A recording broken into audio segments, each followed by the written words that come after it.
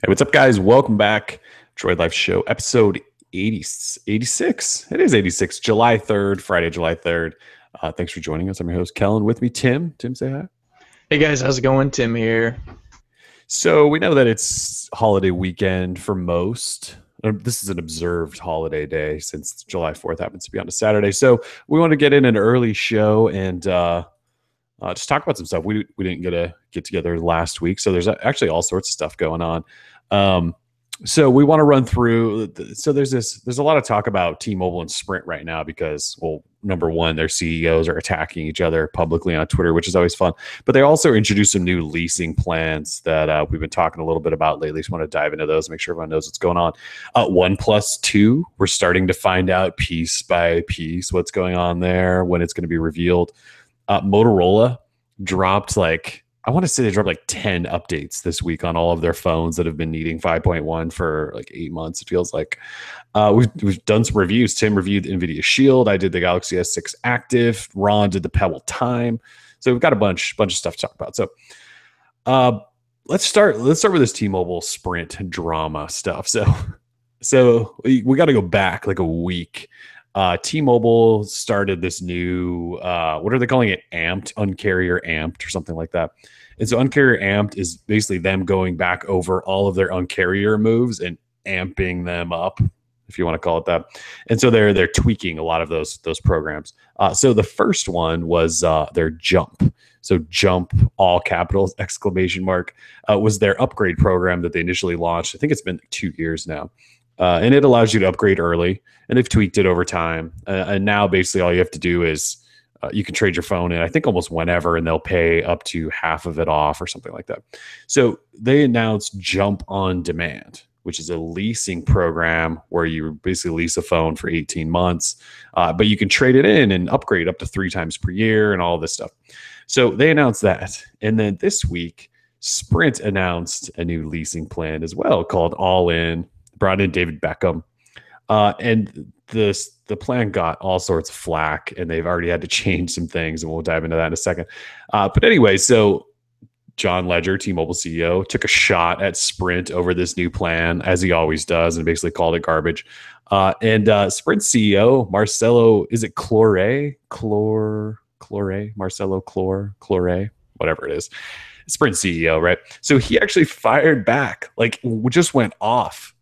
It's kind of like middle of the night. Maybe he had a couple bottles of wine. I have no idea. But middle of the night, dude just goes off on Twitter, attacks John Legere, and says, your plans are all garbage too, and they're sneaky, and what did he say? You're bullshit, basically. He's sick of the Uncarrier bullshit. That's what it was. I'm sick of the Uncarrier bullshit. So that happened, and then we waited for John Legere to respond, and he did with basically you mad, bro? Mad, bro? Yeah. And so that happened. It's been interesting to watch. So we kind of broke down T-Mobile's leasing plan yesterday to talk about what the deal is. And I also sort of put up a post responding to Sprint CEO, his sort of rant about how I basically think he's wrong. It doesn't understand anything. And so there's it's kind of like a hot topic, I feel like, leasing programs in general. So you want to talk about those real quick? We'll try to be quick about this. So leasing programs, right? I ran through this yesterday, and I think there's some confusion. So a lot of people are wondering, are they a good deal? Are they a bad deal? Should you do them? What's the point? Who are they for? All that stuff. So a lease, I always try to compare this phone leasing thing to a car, right?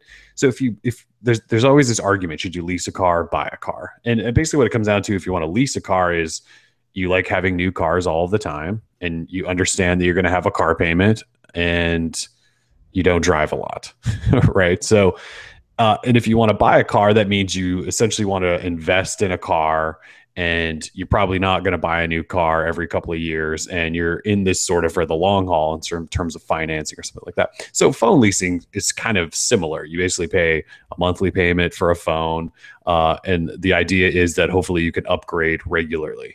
And often, and it's because you like new phones. And so these lease programs like T-Mobile's, well, Sprint's is completely different, which we'll get to in a minute. But so T-Mobile's basically, you sign an 18-month lease.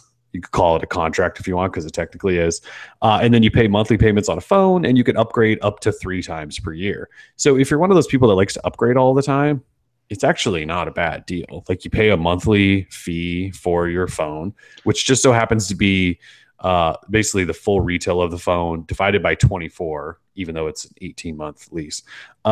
And so you're actually making payments towards that phone at the end of 18 months. If you have the same phone for 18 months, you can then pay the rest of it off. There's no like upcharge or anything, and walk away with the phone. But if you're not one of those people that keeps a phone for 18 months and you want a new one all the time, you can just walk in and upgrade for free, no charges, all this stuff. And you know, you're going to have to sign a new 18-month lease every time you do that. But basically, you're just accepting the fact that you're going to have a monthly phone payment every month, but you're doing that because you want new phones all the time. It's kind of how it works. Yeah, absolutely. If you're not one who gets completely attached to the idea of owning your phone so you can root it and put cyanogen on it, then it's not a bad program. You know, say, for example, like a reader of Droid Life or a reader of any other Android site, you know, they want what, say, we have. You know, we get to play with all the new phones and stuff. If they want that same experience, I mean, it's not a terrible way of going about it. Right. I mean, you would get like the top 3 phones of the year each time they come out. You just keep trading it in. It is. I think I see it just as you would a car. I mean, why? I mean, I understand why you would want to pay off that car, say, at the end of the term of the lease. But if you can just upgrade, you know, say, and the payment really doesn't change all too much, then, you know, what's the big deal? You got newer tech. And plus, I mean, come on. Each year goes by. I mean, phone technology changes so much and gets upgraded, and you wouldn't even have to deal with like the whole upgrade, you know, scenario. I mean, because each new phone comes out, it's probably running a later version of Android. So I think it's killing like a few birds with one stone. I mean, again, if you aren't hung up on having to own your phone, or, you know, you want to root or something, it's probably not the best way to go about it. But I mean, if you just want a new phone 3 times a year, it doesn't sound all that bad to me. Yeah, I mean, like, you just threw out some good points. Like, when new phones come out, they tend to run like the newest version of Android, right? So you could, instead of sitting, like, if you're a Droid Turbo owner, think about, you could have upgraded like twice and already had Lollipop like months and months ago if it was a T-Mobile phone. And so, like, not only do you get new phones, but you potentially get new versions of Android.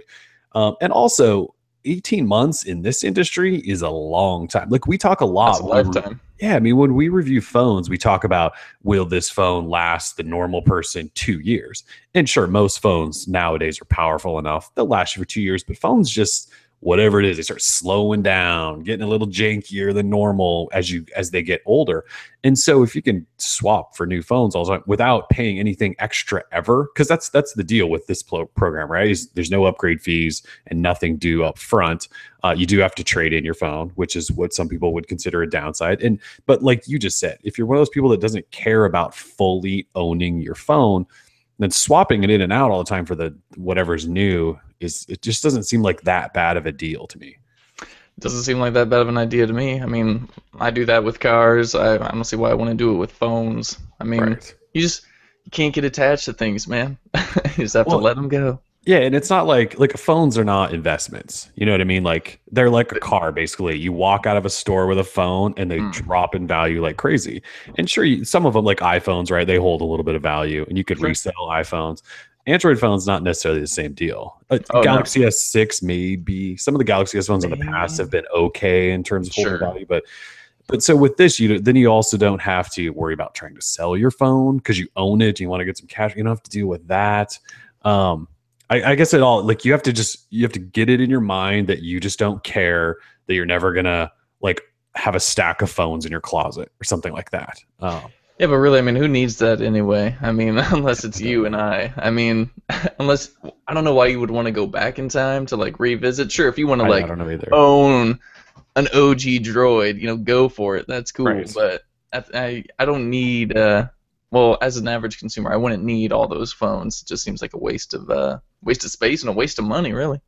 Yeah, and you know, there's the argument that, well, people should just buy things at full retail. And look, we're normally pretty much on the side of buying things at full retail, but that was when there wasn't programs where you could upgrade 3 times per year, like we used to say before, because you don't want to lock into a contract and all of that stuff, which is still a big deal.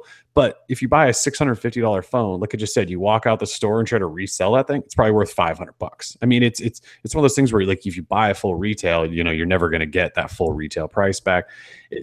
This is obviously a giant topic, right? But I think T-Mobile's everyone. Oh, by the way, we're biased towards this whole thing or something, apparently, because we're covering it.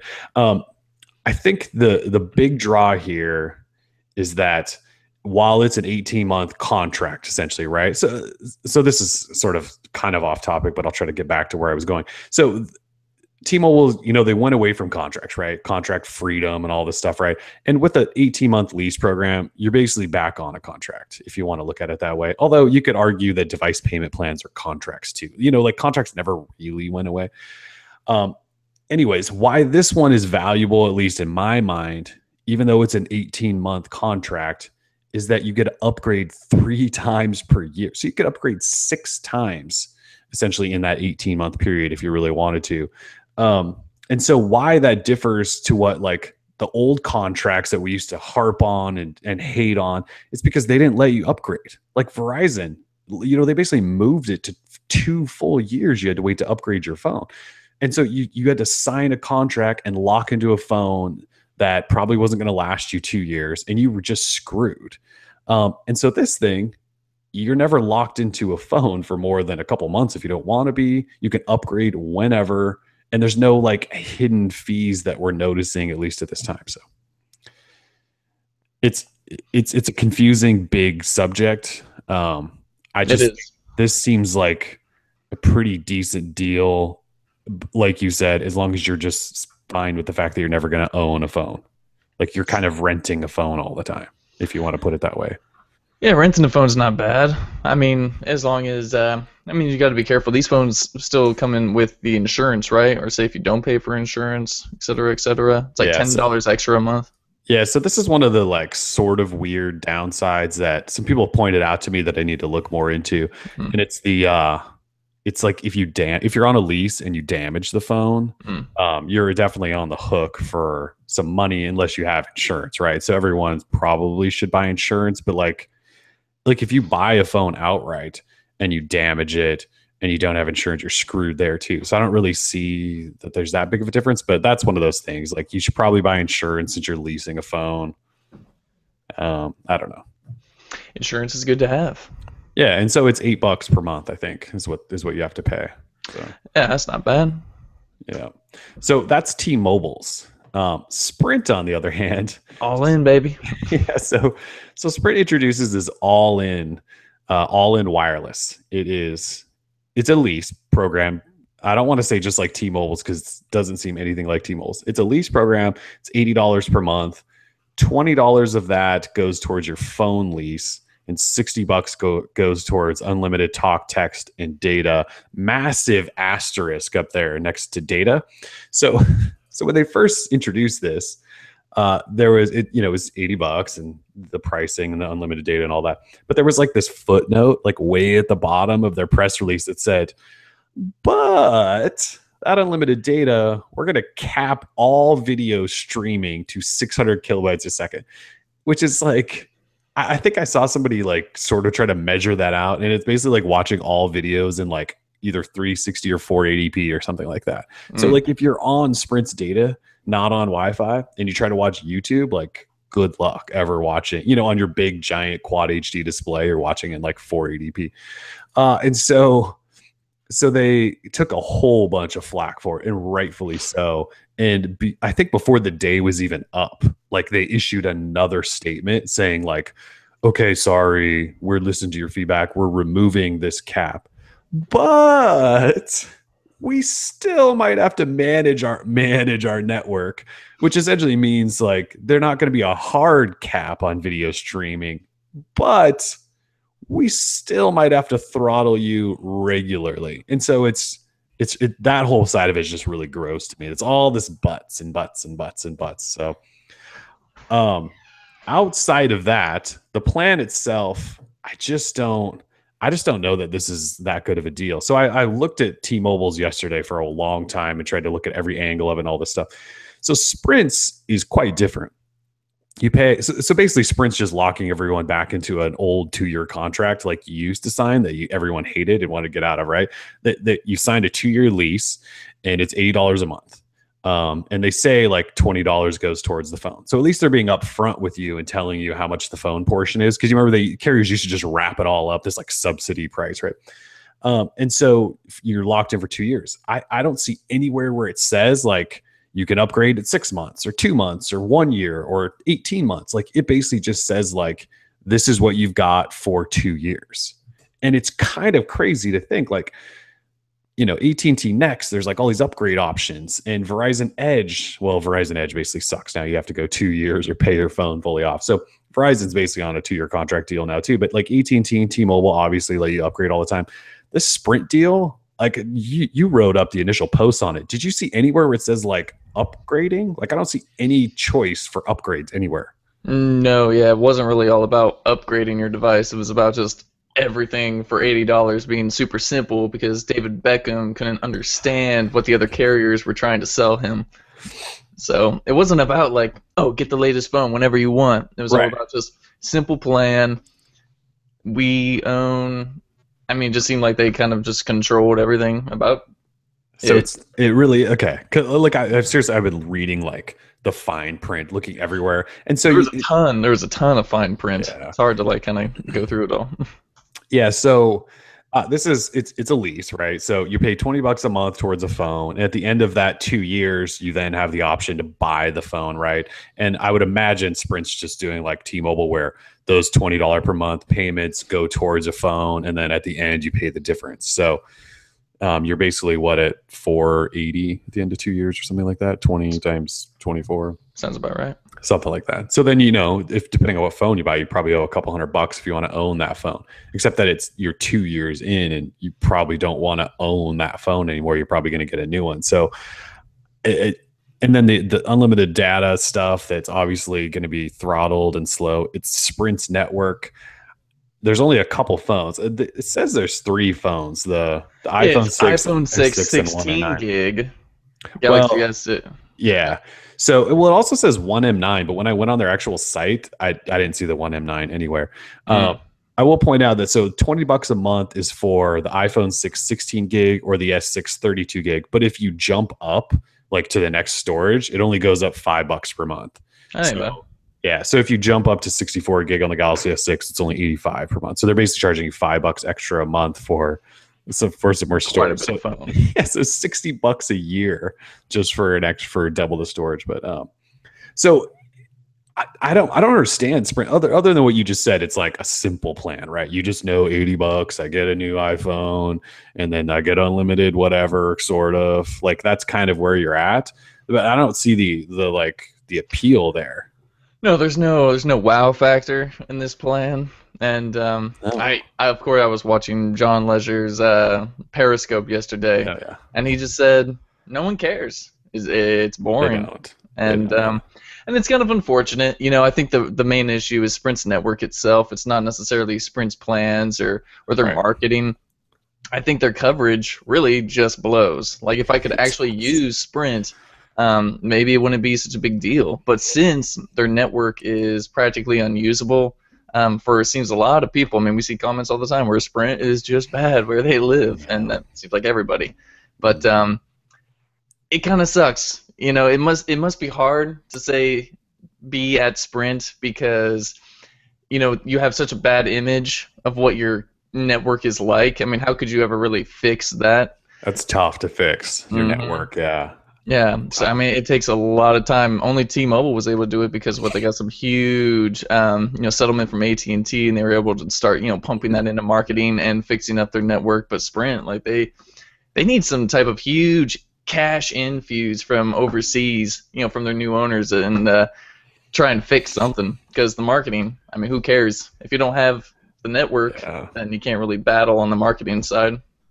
Yeah, and it seems like T-Mobile, I feel like is hitting it right by saying people want new phones all the time, right? Like that's the whole point of Jump on Demand is get new phones. And this plan is just like, it's simple and you're all in. And I don't know. Like there's nothing there that appeals to me. Like I want new phones all the time. I don't want to lock into an iPhone for 2 years.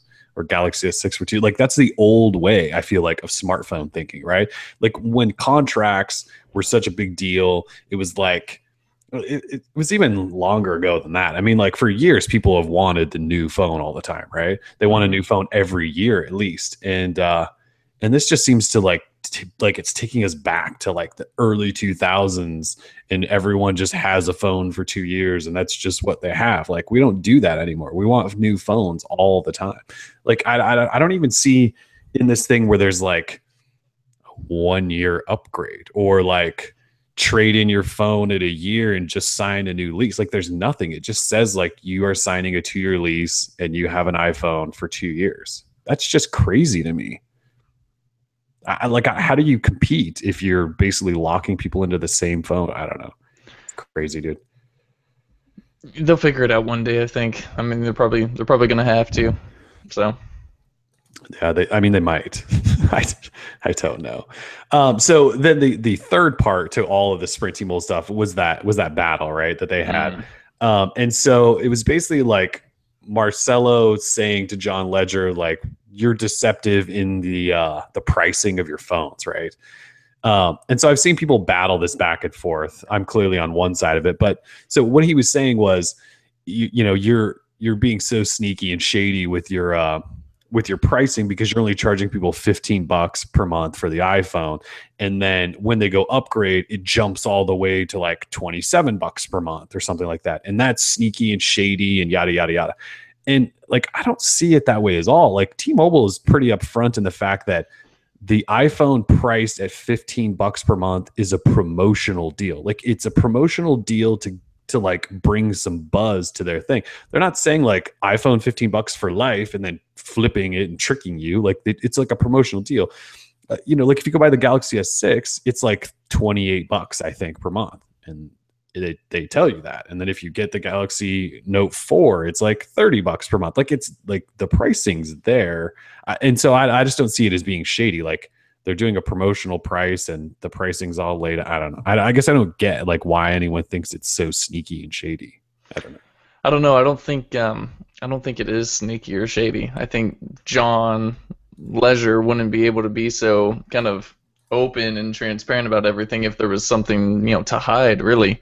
Right. Um, Not that I'm like some T-Mobile fanboy. I really don't care. I don't use T-Mobile, so Right. I don't really care either way. I just think John Leisure. I'll stop calling him John. Mr. Leisure appears to have nothing to hide. So I feel like I don't know why anyone would want to say, well, he must be sneaky or something like that. I mean, I think the guy's coming in and shaking up the industry, and I don't think a lot of people like that. So Yeah, it's obviously pissing a lot of people off. And look, John Ledger's pretty goddamn annoying. I'll be sure. 100% honest on that. Like the dude, I just wish he would shut up sometimes. But I will say that like they've clearly the stuff that he's introduced has had like especially AT&T, like they just copy everything T-Mobile does at this point.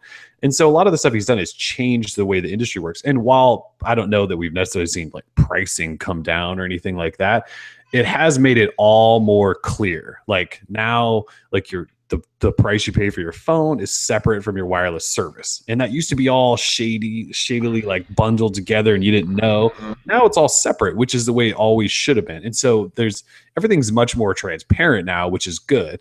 And I'm with you. Like, I don't really care about T-Mobile. Like, I have a phone with T-Mobile service, and I use it a few days. And some days I'm on an AT&T, and some days on a like. It doesn't matter to me. I live in a city, and almost everyone has good service here outside of Sprint. So, and I don't even really like John Ledger, but like this plan doesn't really seem that crappy. Sprint's does, and so when CEOs are battling and they say stupid crap, like we're gonna call people out on it. I mean, if John Ledger says something really stupid and does something sneaky, we're gonna call him out on it too. So, Sure. but we're biased. Yeah. Well, we're paid. That's right. It's like every time we write something positive about one company versus another, we're biased and paid by that company. I think that's just That's just how it works when you're part of the media, right? yeah, par for the course. Yeah. Okay. Anyways, enough about that. Unless you have anything else you want to say about leasing programs. No, yeah, good luck to everybody who who, Yeah. who does it. Yeah. And look, that whole conversation, we didn't even talk about the fact that T-Mobile service still may suck in your neighborhood. So it may not even be an option, You still may have Verizon as your best option. So, Yeah, absolutely. yeah. All right, cool. Let's talk OnePlus 2. So OnePlus 2, so OnePlus has started their like rollout of talking about feature after feature. I can't remember if the show we did 2 weeks ago they had announced the Snapdragon 810. Did they? Did we talk about that? I can't I remember. want to say no. Okay, so the first thing they announced was, well, they announced that we're announcing roll of feature by feature, and then they announced that it's running Snapdragon 810, and everyone got mad, and then they had to defend it. I think we did talk about that 2 weeks ago. Anyways, they announced the 810, Snapdragon 810, and everyone said it's going to overheat, and they said no, it's not. We've worked specially with them. We're using this new version of the 810. And then Sony's actually using that new version of the 810 in the Xperia Z4, and it's like melting people's faces and stuff. So, Yeah. uh, so I don't know that anyone believes this phone's not going to just burn through your pants pocket. So they announced that, and then the second thing they announced was a refined and lightning quick fingerprint scanner. Right? Wasn't that the second one? Correct. And then And then USB Type C.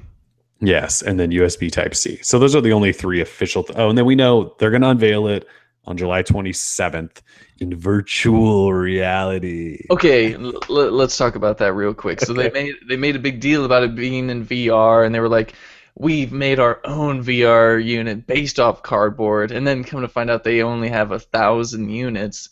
Um, I thought it was. I thought I that- saw somewhere that it was 30,000, and they're available now. Is it only 1,000? I saw 1,000 on their tweet. They're like, "We've got 1,000 to give away."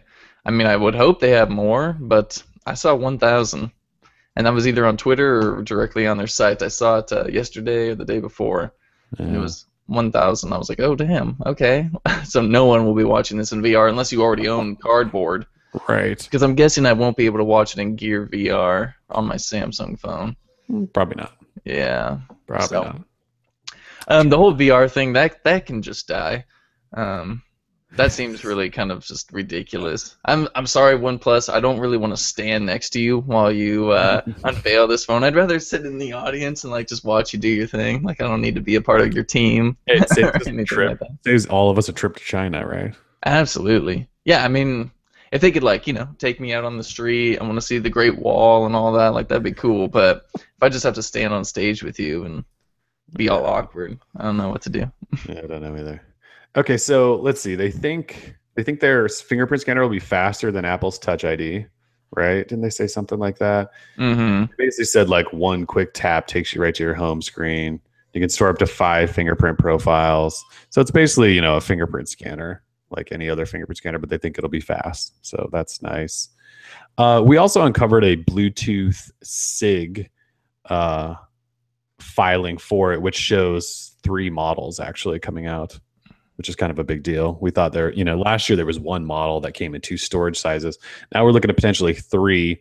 And a benchmark maybe shows that one of those models may have 4 gig of RAM, one may have 3 gig of RAM, and then I saw somewhere. I wish I could remember the site. I'm sorry. They had like this whole rundown of the OnePlus 2 rumors today, and they said there might be like a OnePlus 2 Mini. So there could be a 3 gig of RAM version, a 4 gig RAM version, and then a Mini potentially. So that's interesting. It gives you lots of price points, I guess. And then the other thing, was USB Type C, which I can't wait for. Like I'm super excited about USB Type C, and It's gonna be great. I just want to like plug like I have an iPhone sitting here and it's plugged into a lightning cable right now. And lightning cable, just whatever way, you just plug it in. And still to this day, I think every time I have to plug a phone in, an Android phone in, it a little bit of me like dies every time I have to figure out which way the USB cable goes. So I cannot wait. And like the dongle support and the faster whatever speeds, I don't really care. I just want to plug my phone in and not have to worry about it. So that'll be happening. So wait, what didn't they say they were going to be the first flagship with a USB Type C or something like that? Correct. That's what they're shooting for. The first. Because there's lots of rumors about the Galaxy Note 5 having a USB Type C, right? So they got to beat that to market. Well, they will. I mean, if they announce on July 27th, and if they could release it within a month, then it shouldn't be too much of a problem. So do you think on the 27th they're going to announce that you can Oh no, they're going to do that stupid Pre-order. invite. Well, they're doing that stupid invite system again, aren't they? I think No, they. no, they're this is almost confirmed. They're going to be going back to Kickstarter to No, fund the development of the phone. I'm just kidding. I was going to say, please don't say that. Yeah. But I think that they're bringing back the invite system because they're a small company and they can't Of have lots course. of stock and all. Yeah, we get it. So July 27th, do you think they're going to open invites right away, or is it going to be another month before invites open and they do a bunch of really stupid campaigns and If they're then the phone won't ship until like after the No 5? if they're smart, they would have, I mean, at least pre not pre-orders, but yeah, maybe a pre-order or invite system that day. I mean, you got to strike while it's hot. Yeah. So if they learned anything from last year, they're going to try and cut back on this whole invite thing. If you're so small and you need to know what you're capable of doing or how many phones you need to make, set up a pre-order and have people pay and be like, all right, we have a guaranteed amount of this, and that's how many we need to make. Let's go. But apparently it's too hard. Yeah, I mean, my guess is they'll have you sign up to potentially receive an invite. That way they can gauge interest, right, and decide how many phones they need to make, and then they'll start making them, and then they'll start sending invites. But it's going to be just like last year. It's going to be a pain to get one for the first few months, and it's going to suck. And everyone's going to whine and complain, and we're going to be sending out invites, and it's gonna be the same thing all over again. And Droid Life was going to have a post saying, we've got 100 invites to give away. Good stuff. It's ridiculous. The problem is like the phone's probably going to be good. The OnePlus One was one of my favorite phones of last year. It was a cool phone. it was a good phone. And so I get the feeling I'm going to like this phone. I'm just going to be so annoyed again with OnePlus as a company that it's going to be tough to be like, yeah, give me that phone. But it was a good phone last year. I Yeah. seriously remember going places with that phone and the battery lasting like a day and a half. Like I think when I realized that I liked the phone so much, I was at like a bachelor party in Bend, and I was up like for 24 hours or something and never plugged the thing in, and the phone still had like 30% battery the next day. When I finally woke up, I was like, this is actually really nice. I wish all phones were like this. So, all right, so that's OnePlus 2. Just quickly, so there's a couple of Motorola code name rumor things floating around. A few months ago, we wrote up that there's a couple of model numbers that you should potentially look out for. It was XT1585 and XT. What's the other one? 1578, I believe. Anyways, there's new information on those. One's called the Motorola codename Kinsey, and the other one is the Clark. And we think they're both going to Verizon. So one has a Snapdragon 810, one has a Snapdragon 808. The 808, a lot of people think is probably the new Moto X, and that's the Clark. And the Kinsey, a lot of people think is probably the next Droid phone. We obviously don't know when they're coming, but Motorola doesn't do anything until the fall, really, with flagships. So just throwing those out there so you guys know. Kinsey, Kinzie, and Clark, potentially two new Motorola phones coming to Verizon. As we learn more, we'll definitely update you. Oh, they both have quad HD displays. Yeah, that would be important to note. Yep. All right, so speaking of Motorola, they seriously updated I don't know how many phones this week. We've been complaining and we've kind of been trolling Motorola and Verizon a little bit. Trolling. You've been going in on Twitter. So the Droid Turbo, right? It was supposed to have Lollipop, I think, like 7 months ago or something, and it got it this week. Like it's there. If you own the Droid Turbo, you can go download Lollipop. Of course, it didn't go super well. Motorola like pulled out like guest users and multi-users. There's something else too that they who needs it anyway? Yeah, who needs a guest user? But that's rolled out, and so you can grab that. Like the Moto X second gen of Verizon's got it now. AT&T's Moto X second gen, the Pure Edition, the first gens are all getting it soon, and they're in testing. There's just been like a ton of Motorola updates. One weird thing though is the Verizon Moto X second gen still doesn't have VoLTE, no HD voice, advanced calling, whatever 8 names they have for it. So that means that phone still, after all this time, can't do simultaneous voice and data, which is kind of a big deal. Like it's 2015. Like your phone should be able to surf the web. I like saying that, and talk at the same time. Can't remember the last time I surfed the web. Surf Years. Yes. Well, So that's bad. Like it was supposed to get its VoLTE update, I thought long ago, and is it ever gonna come then?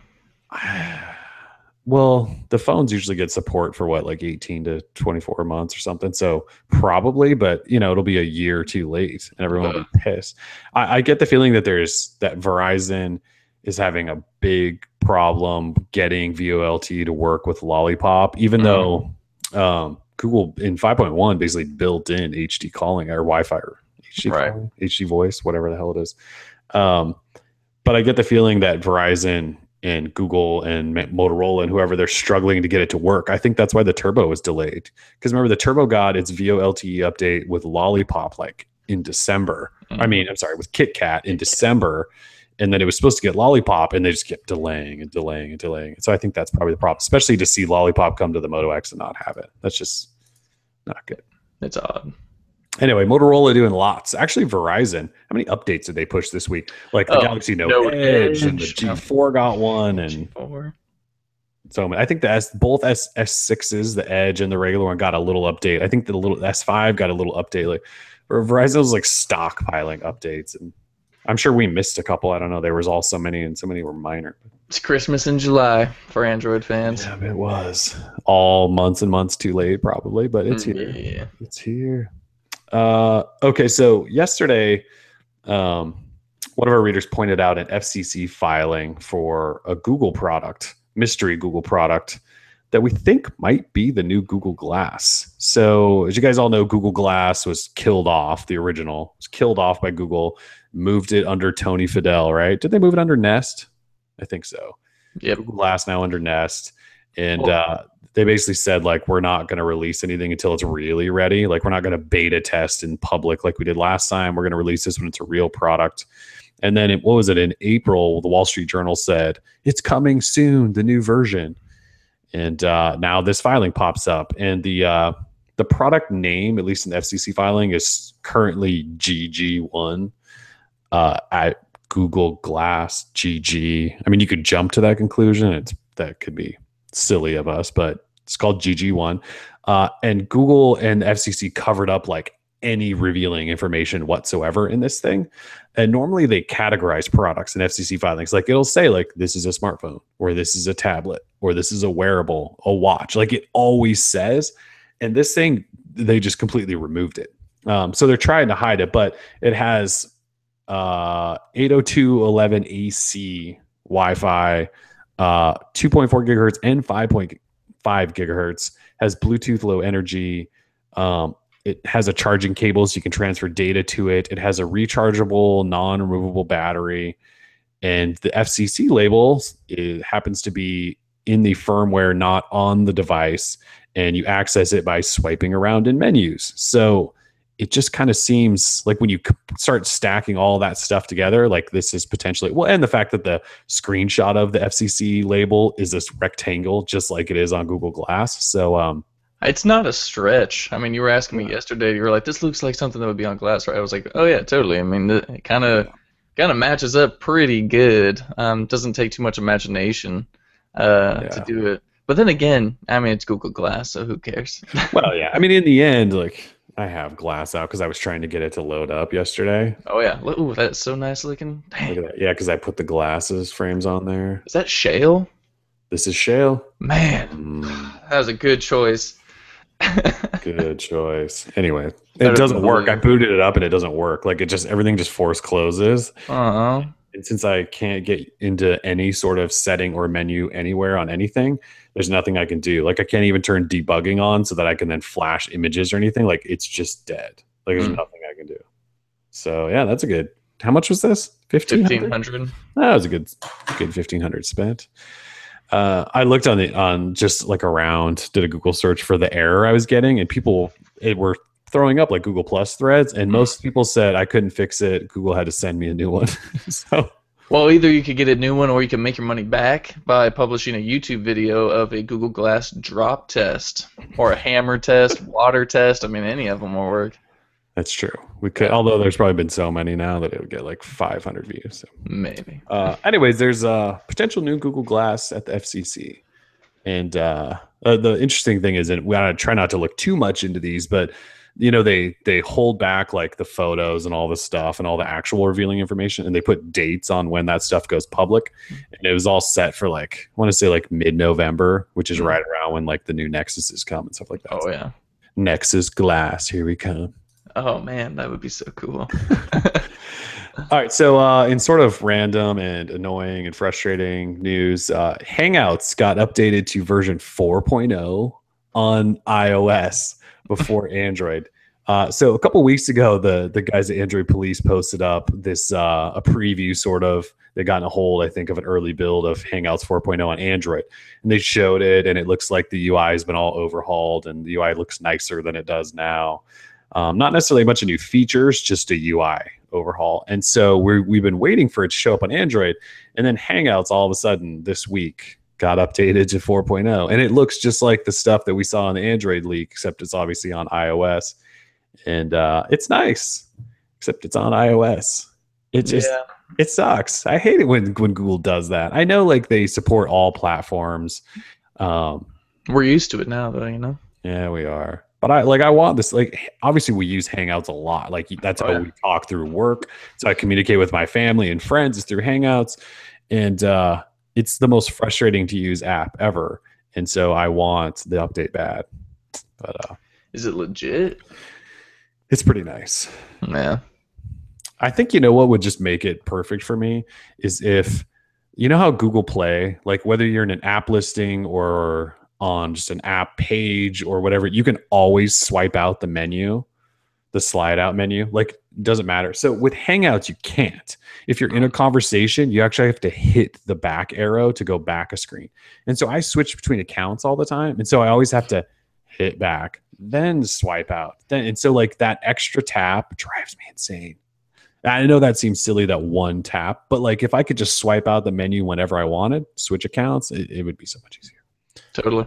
Anyway, it looks nicer too. So it does look nice. I mean, I looked at all your screenshots from the iPhone, and it looks good. It does look good. So, all right. Well, that's coming. Well, so Google said it's coming soon. Well, the guy that I think worked on the iOS version said it's coming soon, and then like the guy that's above him said it's in the works. Yeah. So he kind of like backtracked it a little bit. Like, let's not get too excited. All right, so we did a bunch of reviews. Yeah, we did. I reviewed the Galaxy S6 Active. It's still here, all factory reset and ready to go back to Samsung. And you claimed it was the best phone of the year. Phone of the year, no. Decent phone. I don't really have any gripes about it. Just I don't necessarily like the way it looks. That's just me. Obviously, that's a personal taste preference there. I hate the 3 physical home buttons. I said this in the review. Like I can deal with the 1 home button, but also having to fully press in back and the app switcher, I just don't like pressing that many buttons. I like just having to touch things. Like capacitive buttons are okay. Obviously, I would prefer on screen, but so the phone though, it's waterproof and shock. It's like military grade, like protection on here. Like you can do a lot to this phone and it'll survive, which is kind of awesome. It is a little bit bigger than the regular S6, so that bugs me just a little bit because I've been using a regular S6 for so long. But it's not like the biggest, heaviest phone by any means. Like you could easily use this phone. Camera's still amazing. The battery life is super great, but it should be. It's a 3,500 milliamp hour battery in there. I don't know why they moved the headphone jack back to the top, but that sucks. Otherwise, it's a really nice phone. It's just, it's active. It's meant to look like a piece of military equipment or something. I don't know. It's a tank. It's fine. I wouldn't choose it, but if you bought this phone, I'm sure you would be happy with it. Everything about it's good, just like the S6. It just looks different. So yeah, same display, same camera. I mean, it's still a beast. It's just built like a beast. It's just built like a beast, and not built like a dainty miss. Right. It's like gold and platinum. Yeah. So yeah. You reviewed Nvidia Shield. We didn't talk about that on the last show, did we? Or did we? I don't think so. I mean, that was last week, right? Yeah. Oh yeah. It was. Just a quick overview of that then. Yeah, Nvidia Shield, awesome little Android TV set-top box. Nvidia claims it's not a console, it's not a rival to consoles, but it is a rival and competitor to all Android TV set-top boxes. And in that market, And I think this is because it's all about the market and what they can compare it to. You know, it'd be hard maybe comparing this to an Xbox One or PS4, but you can compare this to a Roku or an Apple TV and get away with it. So Nvidia Shield crushes the competition in terms of gaming and performance. So they have benchmarks to prove all that, of course. Of course. Being Nvidia, I mean, for God's sakes, they invented the benchmark. But anyway, so I hooked it up to my TV, and I kind of love it. You know, at first, we both had the Nexus player, and I didn't think Android TV was really all that. Maybe it was just, you know, partially the Nexus player hardware, which was slow and janky. But Nvidia Shield, everything runs 60 frames per second, super fast. Android TV definitely seems to have gotten some updates. You know, Google Play is a lot easier to browse and find helpful applications, not just, you know, 5 from each little category that they think is important. So I enjoy Android TV a lot more so than I used to. And since you're buying Shield, you know, you're paying an extra $100, say, over Nexus Player. But I think that value is there, that $100 value. But the hardware itself is awesome. You know, it comes with that controller, which is usually priced at $60. You're getting access to Grid, which is their cloud PC game streaming service, which is, again, legit. New titles come all the time. Yeah, this week there's a whole, like, Half-Life 2, right? Yep, Half-Life 2. Well, those aren't for Grid. Those are for Google Play. So those are actually running natively now on Android. Oh, okay. And they're always doing stuff like that. It seems like once a month or something, they're just bringing these like huge titles, you know, from back in the day that everyone loves, and making them natively available for Android on your HD TV. You know, it's like Doom or something like that. I mean, the fact that these games now that I remember when I was a kid, Doom was a big one that my brother would have to load up an MS-DOS or whatever. You know, that I didn't know what to do, but now I can play it on my TV. It's really great. So in terms of Android TV set-top boxes, I don't think there's anything that really touches it. There's the Razer Forge TV, but from the reviews I've seen, I've reached out to Razer. Well, first they reached out to me to see if I wanted to review it. I said, oh yeah, please send one in.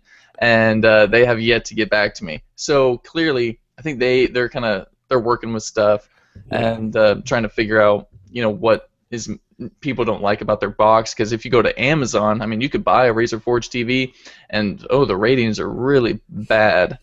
They're super bad. You showed it to me, and I just went, oh boy. Yeah. So I mean, the thing has, you know, first of all, it's the only Android TV box capable of 4K out, the Shield that is. It's kind of future-proof. I think, you know, when I was doing a lot of meetings with Nvidia, they were, you know, to get the review going, and they were like, we want to future-proof the living room. I mean, so this thing can stream 4K. It has the gigabit Ethernet port. It's got tons of USBs, HDMI's, and all this stuff. I mean, it's got a ton of stuff going on. So for $200 for 16 gigs, or $100 more for 500 gigs, I don't really see it as all that bad of a deal. I think it's a good little investment, especially for someone who enjoys gaming.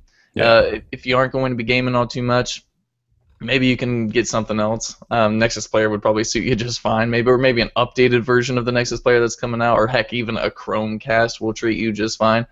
But if you enjoy gaming, or if you got some kids that want to play on the TV, then Shield's a pretty darn good little box. So I highly recommend it, and that's that. Yeah, just looking really quick on Amazon. So the Razer Forge TV bundle has 47 reviews and a 2-star rating. Hey, solid. The Nvidia Shield has 228 reviews. It's 4-star and already a #1 bestseller in HD DVD players. Oh man, that thing plays DVDs. Apparently, according to the category, the bestseller there. I missed that part in the review. So yeah. I thought about picking one up just because I have the Nexus Player, and even though I don't necessarily game a lot, there's like potential that I may. And the Nexus Player, while you can game on that, I don't think I ever would think about it. See, I don't think you can game on that thing. Like, I downloaded the Game of Thrones game from Telltale. Nexus Player struggled to play it, you know. But of course, Shield blows right through it. Yeah, so sure. Huh. Nice little product. I Maybe it might be recommend. a small demographic there that wants something like that, but hey, maybe Well, it'll grow. Nvidia always caters, I feel like, to the niche. I Yeah, mean, they do. I mean, they've released a Shield portable, like a portable Yeah, gaming console. I mean, you got to be adventurous to release something like that and expect it to yeah, really sell. So I that's don't true. think I think they got the balls to do it. Yeah, So we'll see. yeah. Let's see. So Ron reviewed Pebble Time. Mm, Ron isn't joining us; he's on a vacation or something, I think. But yeah, so Pebble Time, I don't, I don't want to just like crush Pebble Time, but like why not? I backed it. So we have the regular one now, and then the steel version is coming soon. I believe it ships late July. So we got the regular one from Kickstarter, and I put that thing on for, I think I had it on for 5 minutes. Tried to look for a watch face and synced it with my phone, and things started vibrating. And I tried navigating in it. It was so frustrating. I basically said, Ron, do you want this thing? You're a former Pebble user. And he was like, yeah, I'll take it. And I couldn't get it out of here faster. That's how frustrating I was, or frustrating the experience was initially. But so Ron reviewed it. And, as a former Pebble owner, he dove into it and he used it on both iOS and Android because he has both types of phones. And so his verdict was basically, if you own an iPhone, don't even consider this thing, because the way their ecosystem is closed off enough, like the Mm. Pebble just can't do everything that it can do on Android. So he just said, like, if you own an iPhone, don't even consider this thing. If you need a watch, just go buy the Apple Watch if you can and you want to spend that much money. He said if you own an Android phone, like, what do you say? The only reason you should get Pebble Time is if you just want a smartwatch that lasts longer than an Android Wear watch. So like if you just need a watch that can last like 5 days. Otherwise, he said, like, you have so many options with Android Wear now. They look better, they run better, they have touch screens, and you can get some that are as inexpensive as the Pebble Time. I mean, the Pebble Time's like $200. Like, this thing should not be $200. It's way too much. $75 tops. I would agree. This thing should be like under $100, $100 tops, because It looks like you got it out of a Cracker Jack box. looks like a Cracker Jack box toy. It does. I'm sorry to So everyone who worked on it so hard, probably, yeah, but I don't care for the look. I mean, Android Wear and Apple Watch already look, I mean, I feel like so premium, using metal and aluminum and leather, and Pebble Time brings us this. Like, come on. So Ron said he didn't mind the actual watch band that came with it. Of I course. thought it was one of the cheapest things I've ever touched in my life. Like, it feels so cheap. It feels like you could just go rip and just rip it in half. That's how flimsy I thought it felt. But Same. yeah, I mean, it doesn't look good at all. Uh, I, the UI is kind of cool because my child is screaming. Uh, there's Sounded like a buzzsaw. yeah, it's Yeah. a little wild these days. Oh, yeah. The UI is kind of colorful and kind of cool in that sense, but you have to press physical buttons to do anything. And when you come from a smartwatch or the modern era where you swipe displays, because that's what we use as touchscreens, like hmm punching buttons to like move around a UI is just not fun at all. So Ron took like a close up to kind of get a look at the resolution of the display, and man, I mean, going from anything else to that would just be super strainful it's or bad. strenuous on the It's, eye. it's It looks very bad. He said the And resolution is 144 by 168. that's impressive. And It's this is the e-paper display, right? Not this is the the color. e-ink or whatever. It's a color e-paper. Color e-paper. Yeah. It's it's not really great. And Ron was pretty critical of the watch face selection. I would 100% agree. Like, I look through, and so they have this big, like, you could consider it robust watch face store, but it's all like nerds putting out like Mickey Mouse faces that, like, I don't even want to say I that. know. It's like Mario like jumping in tube with like a clock above it, like, and they're animated. It's not like, you can't just find like a classic looking watch face. It's all like people took like old video games and somehow turned them into a watch face. It's not a good situation. Like, if you just want a watch that looks like a watch, there aren't very many options on Pebble. It's all like gimmicky, like cheesy things that kids have built. I said kids because it's super cheesy, but I'm just thinking So to I do this now. should buy this phone or No, the smartwatch? no. So Yeah, when the steel metal version comes, I may try to give it some run, but I doubt we it. may just turn right around and give it away. Yeah. Yeah, so that's Pebble time. Go buy an Android Wear watch. Speaking of Android Wear, the Moto 360 just dropped to 150 bucks this week. Um, But I, is it worth it? yeah, so like, yeah, I had this conversation like with myself, and then on the site when I was writing that up, like, so 150 bucks is that's a pretty good deal on a smartwatch, but like it's a year old now, well, almost, and we know the new one's coming in probably a couple months, probably a month and a half, well, 2 months, I guess. It's probably coming in 2 months. I mean, if you have 150 bucks just below, or you don't want to wait for the new one because you know the new one's going to be 250, 300 bucks, and so you'd rather just spend 150, sure. But yeah, I mean, it's starting to show its age a little bit. That OMAP processor, Oh, it's getting worked. yeah, I think 99 to 125 tops would be like a yeah, really good price point for the Moto 360, but at this point, especially with Android 5.1.1 running on it now, I feel like it's better just to wait. If the Moto weighs the way you want to go, then I would wait. I don't recommend spending $150 on this bad boy. yeah, Um, yeah. You're right. If it's it was $100, like go for it. Just splurge, absolutely. But buy. that extra $50 really just in my mind makes it feel like it's just not worth it. Unless, I mean, they have the different versions, right? If you wanted to get the metal one or whatever, is that Yeah. still like what, 200? It's yeah, it might be 200. Yeah, because I think you pay 50 bucks for the metal band. Yeah, see, and at that point, it really just doesn't seem Yeah, worth it to me for no. what the Moto 360 is. Like, sure, 6 months ago, oh heck yeah, 150, let's do it. But that OMAP processor, like you said, it's just not They hanging in better there. not put an OMAP anything near the next version. Nah, they can't. I also wish they would go AMOLED screen. I think the battery life would be better on an AMOLED, but that's another discussion. I would also guess though that in like the next month you'll see this thing drop at Best Buy to like 99 bucks. You know, because they're just going to try to get rid of these things everywhere now, and so like we'll probably see Groupons and stuff where you can get Oh them for yeah. 99 bucks. So you may not want to buy this at 150. Like just wait a month, another month, right before the new one comes out, and I bet you can get this little dude for like 99 bucks Yeah.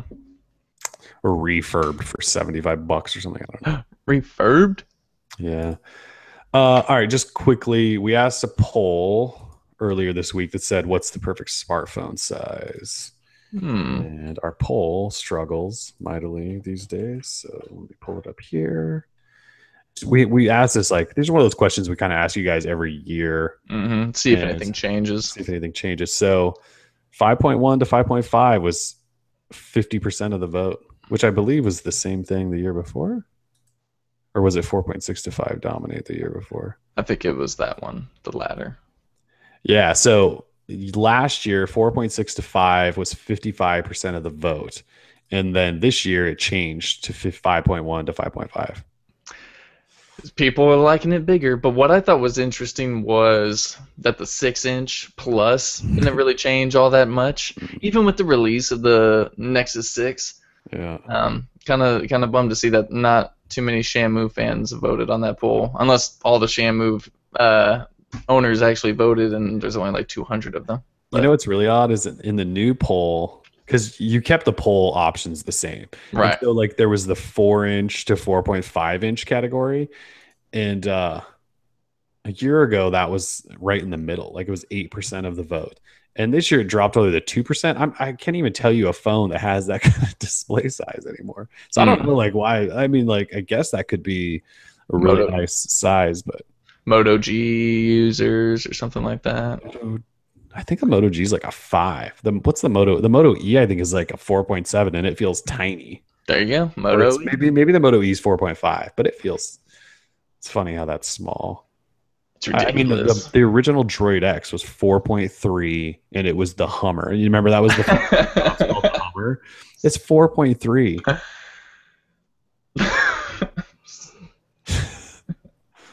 The Hummer, dude. The Hummer. I never owned the Droid X. Like, I never played with it. I went from the OG Droid to a Nexus 6 or Nexus S. I never took it like a middle. It's just odd to think that the Droid X was the Hummer. Yeah. It Sitting was so big. it was not a good phone. That was like the real introduction of Blur and how terrible Blur was.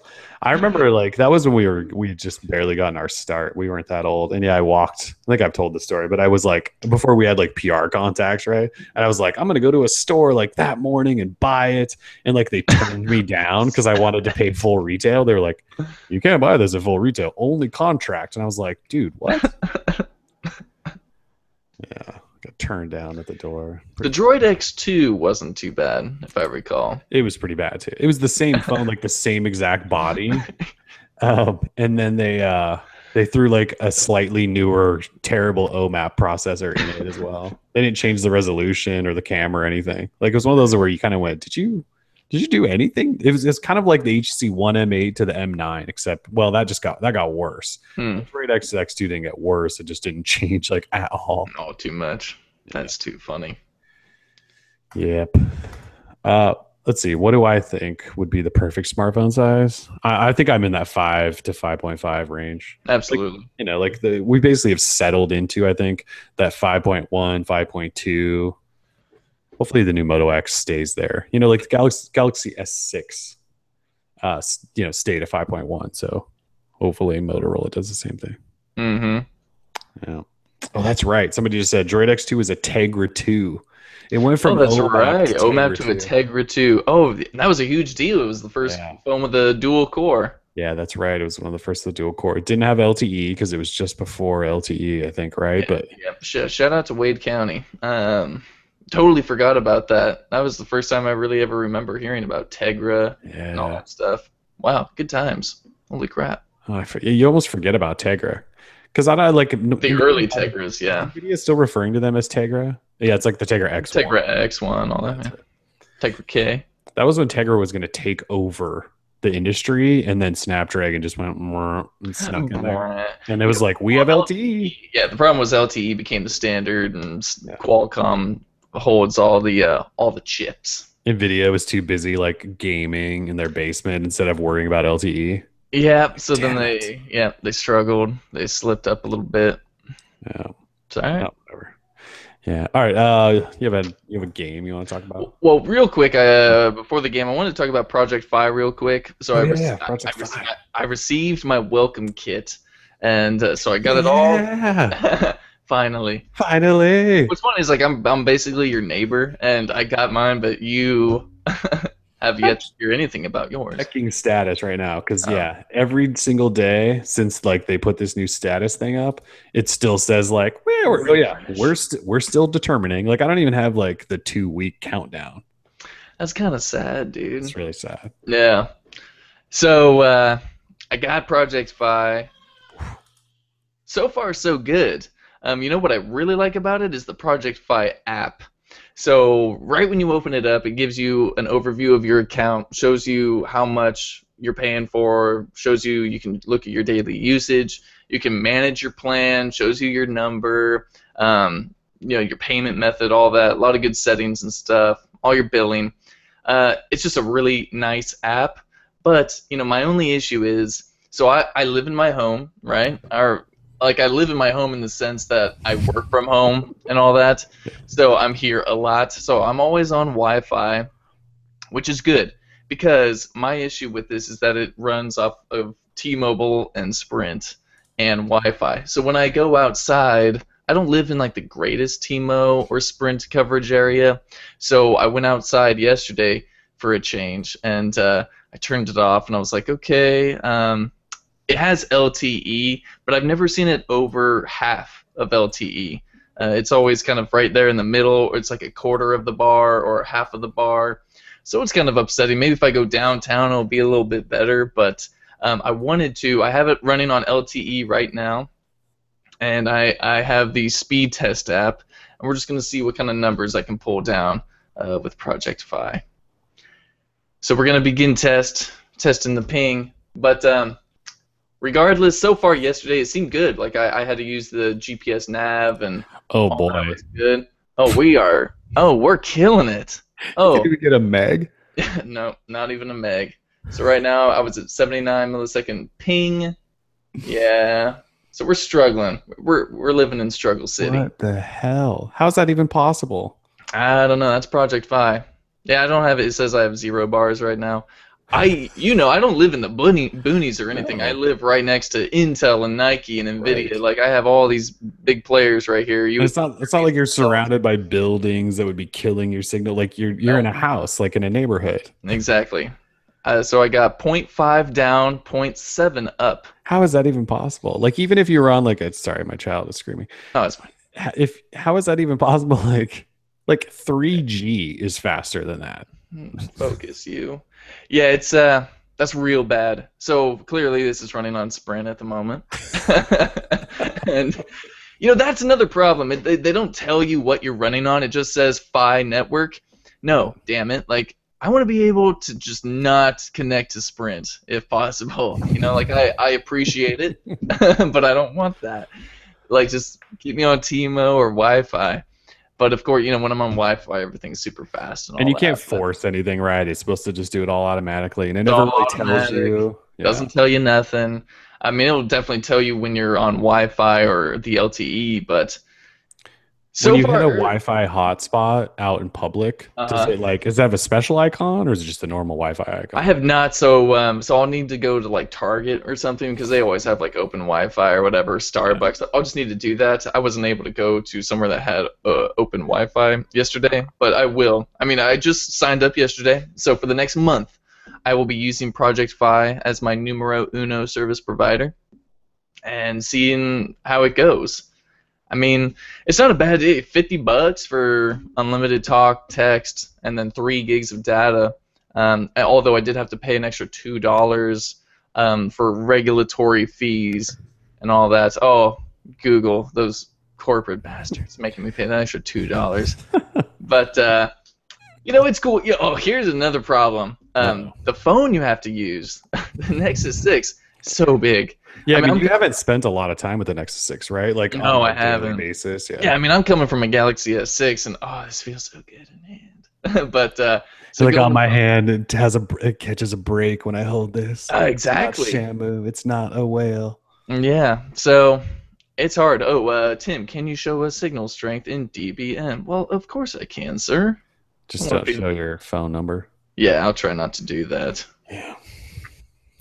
Yeah, I would like to test it, but Google hates me, clearly. That's true. They don't like you. I mean, come on, before we even wrote up the post about it, we signed up for it so we could be one of the first, you and I did. And no love. I'm going to be the last person in the entire invite system to get an invite. And the fact that like mine's still determining when I can be a part of the fun. By the time I get it, the next Nexus will be out, which will also be a part of it. Did they change where they put that in Android M? Because again, I am running Android M on this thing. Oh, yeah, I don't know if it would be status, I would think, about phone status, if that still exists in Android M. Signal.